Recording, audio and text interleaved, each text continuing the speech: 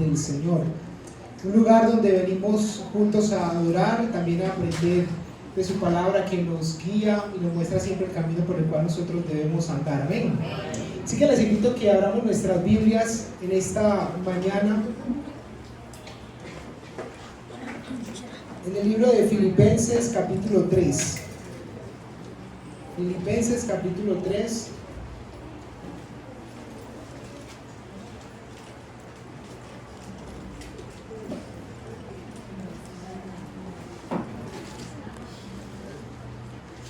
Filipenses capítulo 3, versículo 12 y 13.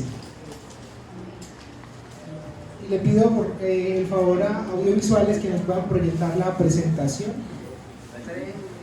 Filipenses capítulo 3, versículo 12 y 13. Voy a leer la primera parte de este texto a favor de todos ustedes. No que lo haya alcanzado ya, ni que ya sea perfecto, sino que prosigo por ver si logro asir aquello para lo cual fui también nacido por Cristo Jesús. Y vamos a la presentación, por favor. En esta mañana quiero compartirle con ustedes bajo esta enseñanza, digámoslo todo, a la 1, a las 2 y a las 3. Dios mío, en ti confío. ¿Cuántos tienen su confianza puesta plena en el Señor? Y pensando acerca de la transición del año 2023-2024 y leyendo este texto que acabamos de leer en Filipenses capítulo 3, versículo 12, pasemos a la presentación, por favor. Pensaba en dos cositas fundamentales en este texto. El apóstol Pablo dice en el versículo 12: no es que ya lo haya alcanzado. Yo ahí observo que él ha hecho una evaluación. Y la invitación para ustedes hoy, mis amados hermanos, y para mi vida, es que hagamos una evaluación del año anterior.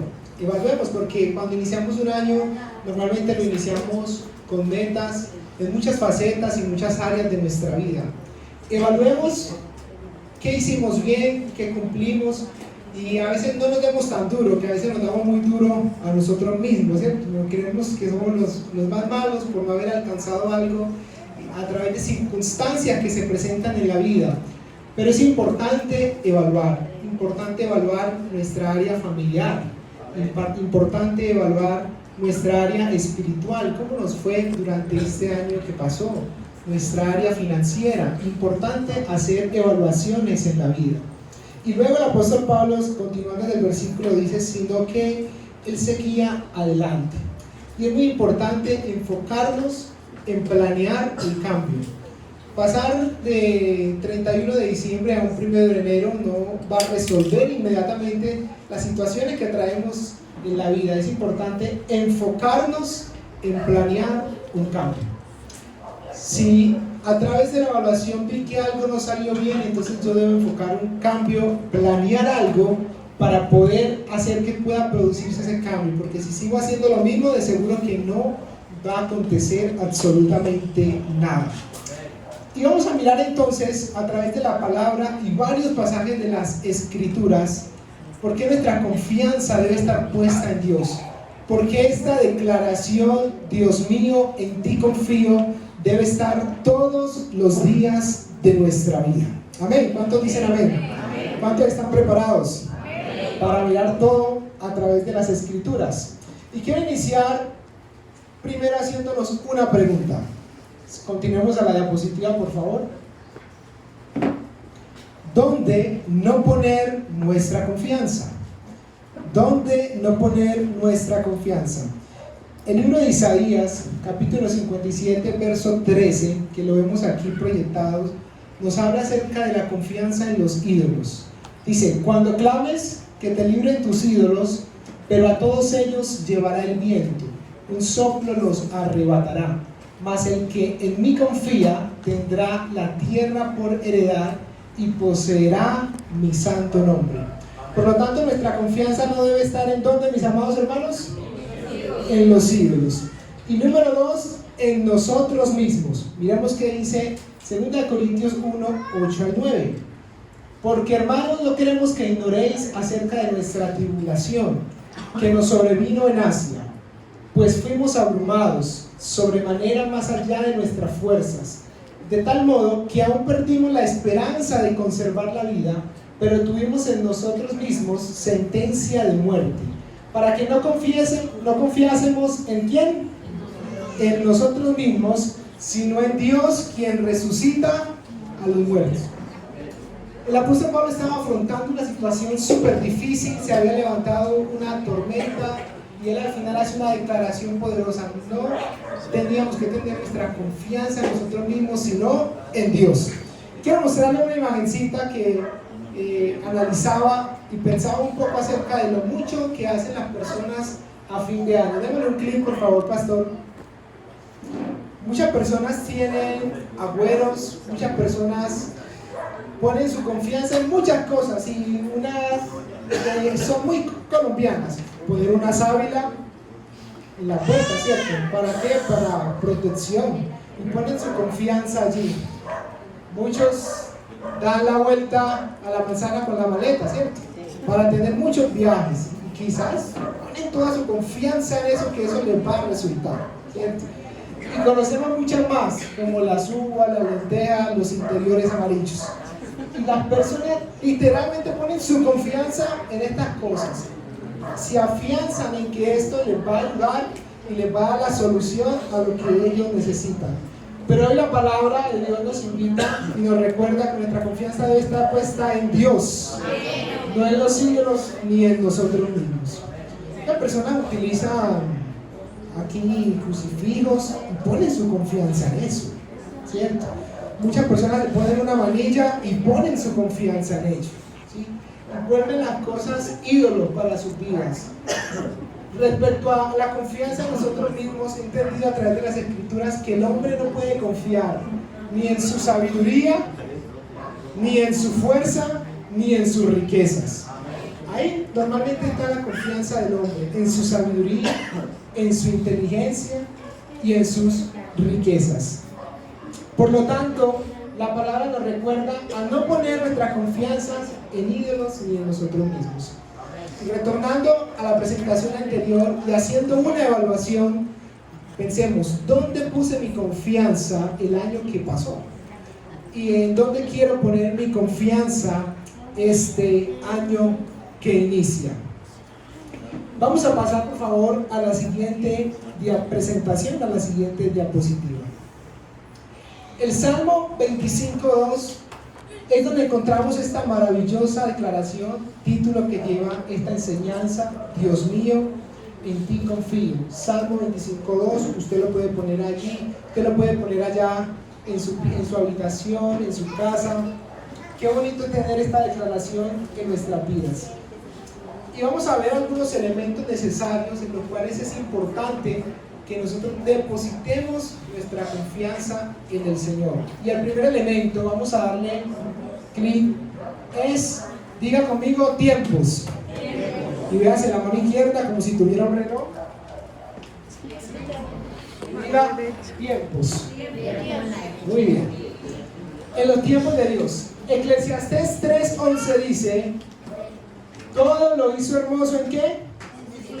En su tiempo. Muchas veces los tiempos que nosotros creemos para realizar algo, casi siempre, en su mayoría de veces, son tan diferentes a los tiempos de Dios. Por eso es que debemos aprender a tener un elemento esencial en nuestra confianza, es a confiar en los tiempos de Dios. ¿Sabía usted que el Señor le hizo una promesa a Abraham? Que le daría una tierra hermosa que fluía leche y miel. Y yo quiero que leamos ese texto. Yo lo voy a leer a favor de todos ustedes en el libro de Hechos, capítulo 7, versículo 5. Dice: no le dio en heredad aquella tierra, ni siquiera la medida de la planta del pie. Y sin embargo, aunque no tenía hijo, prometió que se la daría en posesión a él, a su descendencia después de él. Ahí está, Dios le hizo una promesa a Abraham: te voy a dar una tierra. Pero Hechos 7 nos relata más adelante, en el versículo 22.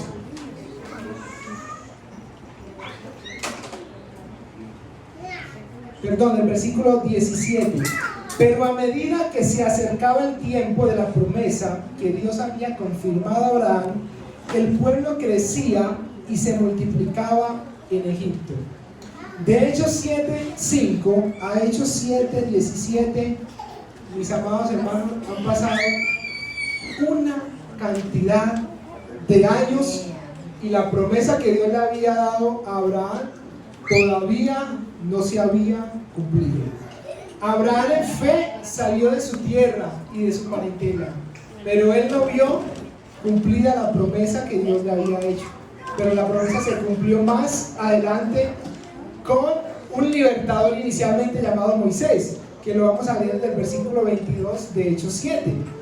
Dice así: Moisés fue instruido en toda la sabiduría de los egipcios y era un hombre poderoso en palabras y en hechos. Pero cuando iba a cumplir la edad de ¿cuántos años? De 40, sintió en su corazón el deseo de visitar a sus hermanos los israelitas. Y es como cuando uno tiene esa sensación de que ya tiene que hacer algo. Moisés sintió eso en su corazón. Su corazón ardía después de haber sido instruido 40 años en el palacio egipcio. Ahora él dijo: no, yo quiero ir a mi pueblo, quiero ir a los israelitas para ver. Y en esa se encontró un egipcio que oprimía a uno de sus hermanos, y su corazón se llenó de rabia y mató a este egipcio. Al parecer ya iba a ser el tiempo de la liberación, pero leamos más adelante en Hechos 7, de 26 al 30. Voy a leerlo, específicamente el 30. Pasados 40 años, se le apareció un ángel en el desierto del monte Sinaí, en la llama de una zarza que ardía. Moisés tuvo ese deseo en su corazón, y quizás empezó el momento de la liberación, pero realmente Dios se le apareció a Moisés 40 años después. ¿Cuántos, si quieren, cuántos los que planean quisieran que eso se le cumpliera en su vida, cierto? ¿Cuántos dicen amén?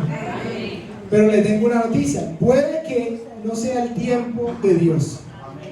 Y es ahí donde tiene que estar puesta nuestra confianza, entender los tiempos de Dios.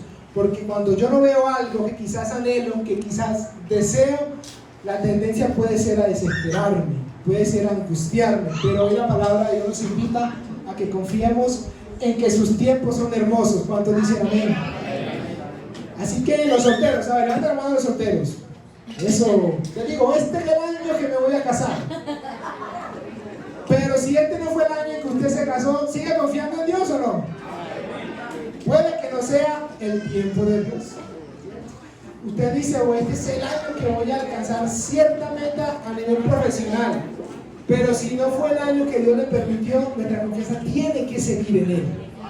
Porque Él sabe lo que es mejor para nosotros, y todo lo hizo hermoso en su tiempo. Así que diga conmigo: Dios mío, en ti confío. Confío en tus tiempos.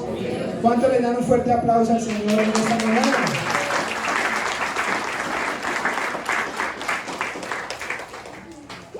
Vamos a ver otro aspecto fundamental que nos ayuda a tener la confianza en el Señor, y es aprender a descansar en Dios.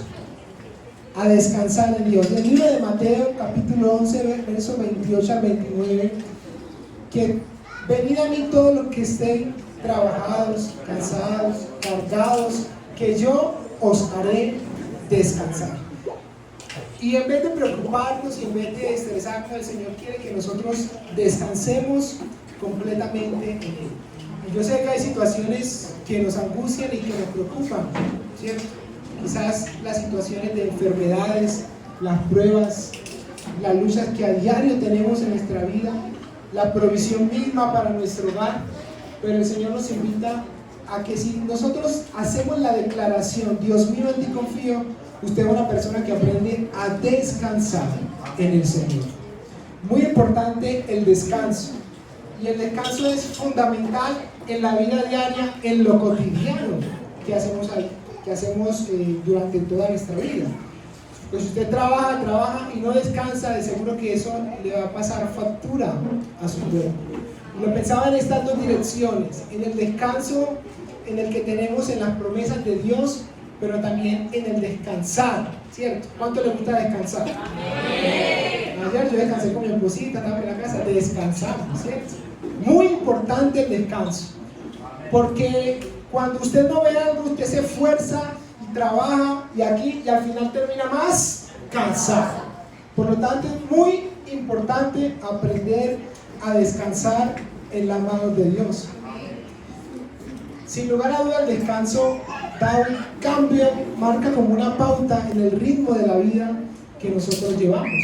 Cuando usted hace una pausa y descansa, le permite también visualizar, tener la mente clara sobre qué decisiones o aspectos tomar en su vida. Muy importante entonces el descanso. Así que, ¿cuántos quieren aprender a descansar este año en la presencia de Dios? En sus manos. Y el texto dice: venid a mí todos los que estén trabajados y cargados. Si hay alguno aquí cansado, cargado, aprendamos a descansar en la mano de Dios. Y tenemos que ir a Él. Este es un año para ir a la presencia del Señor. Muy bien, sigamos avanzando en estos elementos esenciales que van a demostrar nuestra confianza en el Señor. Démosle otro clic, nuestro pastor.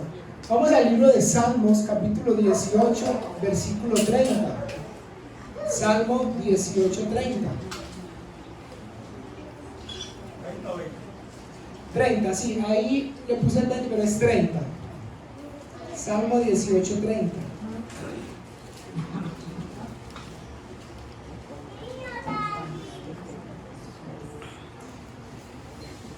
Dice: en cuanto a Dios, su camino es perfecto, acrisolada es la palabra del Señor. Aquel que confía en el Señor se afianza en su palabra. Así que este es un año para afianzarnos en la palabra del Señor, porque ella es la que nos va a sostener en medio de las pruebas. Ella es la que nos va a sostener cuando quizás queramos tirar la toalla. Este es un año, mis amados hermanos, para ir a la palabra del Señor. Y voy a leer una historia interesante que encontramos en el libro de Primera de Corintios, capítulo 10. La historia de Pablo y todos sus viajes son muy fascinantes para leerlos. A usted le gusta la emoción, la lectura de los hechos. Es un libro que lo va a tener ahí súper emocionado, impactado con las historias que hay ahí. Miren lo que dice 1 Corintios 10, 13, dice: no les ha sobrevenido ninguna tentación que no sea común a los hombres. Fiel es Dios, que no permitirá que ustedes sean tentados más allá de lo que pueden soportar, sino que con la tentación proveerá también la vía de escape, a fin de que puedan resistirlo. Mis amados, el Señor nos ha dado a través de su palabra, siempre nos da a través de su palabra la salida. Para las tentaciones, usted dice: yo de aquí no sé por dónde me salgo aquí. La palabra de Dios siempre va a tener una salida para usted. Cuando lleguen las pruebas difíciles, la palabra de Dios siempre va a tener una salida para usted, mi amado hermano.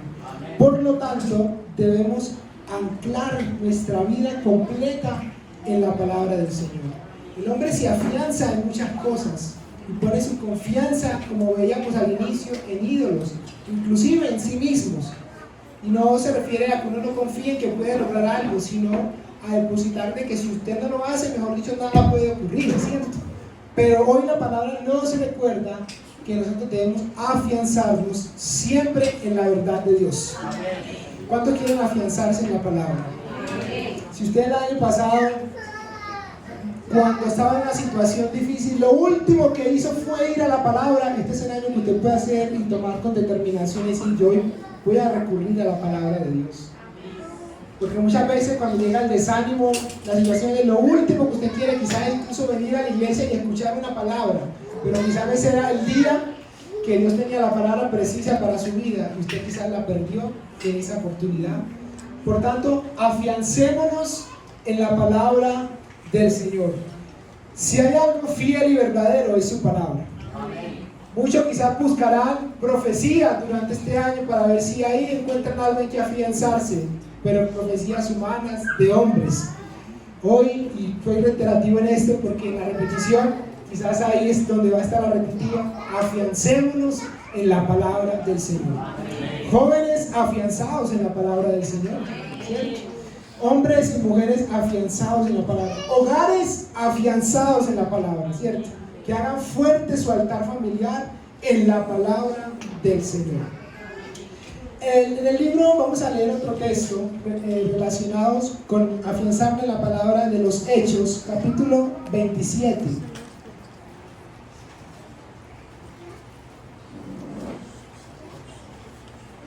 Versículo 14. Voy a leer a favor de todos ustedes. Pero no mucho después, desde tierra comenzó a soplar un viento huracanado que se llamaba Euroclidón, y siendo azotada la nave y no pudiendo hacer frente al viento, nos abandonamos a él y nos dejamos llevar a la deriva, navegando al amparo de una pequeña isla llamada Clauda. Con mucha dificultad pudimos sujetar el bote salvavidas. Después que lo alzaron, usaron amarras para sujetar la nave, temiendo encallar en los bancos de Sirte, echaron el ancla flotante y se abandonaron a la deriva. Miren, muy interesante este versículo, si usted lo puede subrayar ahí en su Biblia, Hechos 27, versículo 17. Después que lo usaron amarras para sostener la nave. En ese tiempo existía, digamos, la cultura, ¿cierto?, de ese entonces, que cuando una nave estaba en el mar, lo que tenían que hacer era atarle cuerdas hacia los lados desde la proa de la nave, para que ella no se partiera y no se fuera pues a partir ya por completo la nave. Y aquí en este texto de Hechos 27-17 vemos cómo esta gente se aferró, ¿cierto? Y usaron las cuerdas para que la nave no se fuera por ningún lado. En las tormentas de la vida, así como estaban atravesando el apóstol y los que le acompañaban, la confianza de ellos en su momento estuvo en amarrar esas cuerdas. ¿Dónde tiras las cuerdas tú, tus brazos, tus posibilidades? ¿Dónde pones tú toda tu confianza? Nuestra confianza, como lo estamos diciendo, debe estar puesta en la palabra del Señor. Así como ellos tiraron estas cuerdas para amarrar la nave, nosotros cuando quizás tengamos esas tormentas que se nos van a venir durante este año, diremos entonces las promesas de Dios, que son las que nos van a sostener y nos van a ayudar a mantenernos firmes y no andar a la deriva. Vamos a leer otro texto fundamental, Marcos capítulo 5, versículo 22. Marcos 5, 22.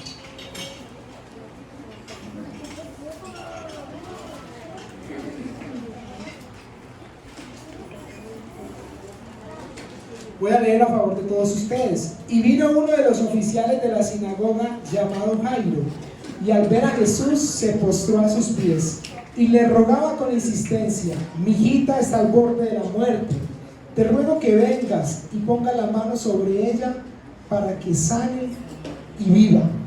Y vamos a leer más adelante, versículo 35.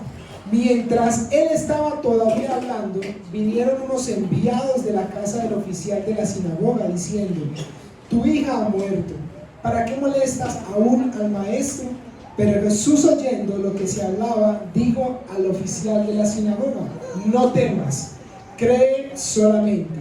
Y no permitió que nadie fuera con él, sino Pedro, Jacobo y Juan, hermano de Jacobo. Fueron a la casa del oficial de la sinagoga, y Jesús vio el alboroto y a los que lloraban y se lamentaban mucho. Cuando entró, les dijo: ¿por qué hacen alboroto y lloran? La niña no ha muerto, sino que está dormida. Este hombre, cuando vio que Jesús había llegado y su hija estaba a punto de morir, fue donde Jesús para que le diera una solución, ¿sí? Su hija estaba muriendo. Y muy interesante, lo primero que hace Jesús es cuando ve todas estas personas que se estaban burlando de él porque le decían que su hija ya había muerto, lo primero que hizo fue sacar a todas estas personas de la casa. Lo primero que hizo fue ¿qué? Sacar a todas esas personas de la casa. Creo que hay dos cosas fundamentales en afianzarnos. Afianzarnos en la palabra de Dios, y también que seguro hay personas que aman y creen a la palabra de Dios también. Y esto es muy importante en nuestra vida, y es toda aquella persona que no nos ayude a crecer, toda aquella persona que no nos ayude a afianzarnos en las promesas de Dios, lo vamos ¿qué? La vamos ¿qué? Sacando de nuestra vida. A veces nos rodeamos de personas que lo único que hacen es decir, si yo tengo una situación, no, usted, hasta ahí llega usted con eso. Y nos tira abajo toda nuestra fe y toda nuestra confianza. Nuestra confianza, por tanto, debe estar puesta en Dios. Y qué bueno rodearnos de personas que ayuden también a hacernos crecer nuestra fe en las promesas de Dios. Con Jesús solo entró, según lo que leemos aquí en la palabra, 3 personas: Pedro, Jacobo y Juan, hermano de Jacobo. Porque hay situaciones en nuestra vida que no necesitamos de mucha gente, sino de las personas apropiadas, las que se requieren en momentos determinados y fundamentales de nuestra vida. Muchas veces picamos aquí, picamos acá, picamos allá, y tanta gente, y al final no nos produce beneficio. Pidámosle al Señor: Señor, ayúdame a encontrar personas en este año que también me ayuden a afianzarme en tus promesas. Y si hubo alguien o hay alguien que no te está acercando a Dios, empecemos a cortar esas relaciones y empecemos a decirle: Señor, ayúdame a definir quiénes son las personas que deben estar conmigo, quiénes son las personas que me deben rodear. Por lo tanto, mis amados, afiancémonos en la palabra y rodeémonos de personas que nos ayuden también a afianzarnos y a creer en la palabra de Dios. ¿Cuántos dicen gloria a Dios en esta mañana? Muy bien, hemos visto 3 puntos fundamentales, elementos fundamentales: aprender a confiar en los tiempos de Dios, aprender que si yo confío en Dios y hago esta declaración, descanso en Él, y que nos afianzamos en su palabra. Vamos a la siguiente diapositiva, mi pastor.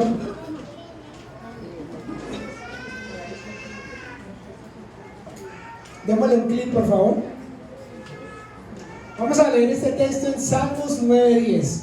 En ti confiarán los que conocen tu nombre, por cuanto tú, oh Jehová, no desamparaste a los que te buscaron. Si usted confía en Dios, ese es un año que usted va a buscar a Dios. Y es muy importante la búsqueda. ¿Qué significa buscar a Dios? ¿Acaso se perdió Dios? ¿Acaso nadie lo encuentra? Que a veces nos dicen: vamos a buscar a Dios. ¿Dónde estará Dios? Es una expresión que utilizamos mucho los cristianos: buscar a Dios. Miren lo hermoso de este texto. El Señor no desampara a los que le buscan. Por lo tanto, nosotros debemos buscarle. Y es un tiempo, mis amados hermanos, para buscar a Dios en oración, en ayuno, en vigilia. Pero en Robledo como que no estoy viendo que esos son los que van a buscar a Dios este año. Es muy importante buscar a Dios, buscarlo en intimidad, porque cuando usted lo busca, Él le va a mostrar lo que usted tiene que hacer. Y a veces hay que dar un pasito más. En el libro de Lucas, capítulo 5, versículo 2, Jesús encuentra que los discípulos estaban lavando las redes, porque ellos habían buscado y habían dado todos sus esfuerzos en un punto y no habían encontrado ningún pez. Y cuando Jesús llega y los ve y le dice: metan esa red más adentro, aboguen y busquen más adentro, porque allí es donde van a encontrar los peces. Y evidentemente así hicieron los discípulos. Cuando ellos tiraron las redes, encontraron entonces los peces por los cuales habían tanto luchado y tanto trabajado. Por eso, si su búsqueda este año que pasó fue muy superficial, hoy el Señor nos dice que nuestra búsqueda sea más ¿a qué? Más adentro, búsqueda más intencional de la presencia del Señor. Normalmente cuando el ser humano inicia un proyecto, ¿cierto? Está en esa fase de ascenso, eso se ve mucho en la administración. Usted va iniciando el proceso, tiene un crecimiento y tiene una estabilidad, ¿cierto? Eso se puede aplicar a muchas áreas, un área empresarial, física, emocional, pero cuando usted se conforma, quizá muchas veces luego de esa estabilidad, usted está en una meseta, puede llegar luego una decadencia, ¿cierto? Puede llegar una decadencia. Y yo creo que no es un año para uno conformarse. Si yo inicié buscando al Señor y estoy creciendo y estoy en una estabilidad, ahí debo mantenerme. Si es posible, mucho más. Pero cuidémonos de menguar en esa búsqueda del Señor. Que las situaciones no nos vayan a hacer menguar la búsqueda del Señor. Muchas veces uno busca muchas otras cosas, pero el Señor nos invita y hace un llamado a salir de la zona de confort y a buscarlo más. Jóvenes, a buscar más del Señor. Menos Netflix, más oración. ¿Cierto? Porque a veces buscamos más, ¿cuál es la película que voy a buscar? ¿Cierto? Y buscando, ahí dígase, busca más uno que lo que dura la película. Muy importante buscar al Señor. Buscarle, dice la palabra, en tanto que está cercano. Mientras pueda Él ser hallado. Creo que estamos en un tiempo maravilloso, precioso, en el cual estamos viendo una presencia de Dios y un mover especial en esta iglesia. Yo creo que es bonito uno madrugar y decir, hoy vamos a buscar a Dios. En familia vamos a buscar a Dios. Hay domingos que quizás usted vaya a sentirse ahí como que con pereza. No, hoy es el día de buscar a Dios. Porque en la búsqueda está la respuesta. La palabra de Dios nos invita a buscarlo. Buscar primeramente el reino de Dios y su justicia, y todo lo demás vendrá por añadidura. Por lo tanto, si usted es alguien que hace esta declaración en este año, Dios mío, en ti confío, es un hombre, es una mujer, es un niño, es un adolescente, es un joven que busca al Señor. Y por último, para ya ir terminando, mis amados hermanos, otro elemento esencial en nuestra confianza en el Señor es no temer. Vamos a leer este texto en el libro de Mateo, capítulo 14.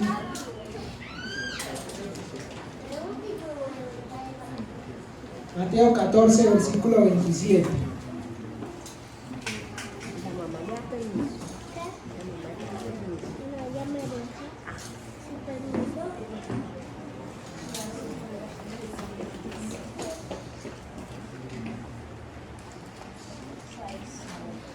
Mateo capítulo 14. Vamos a leerlo desde el 26.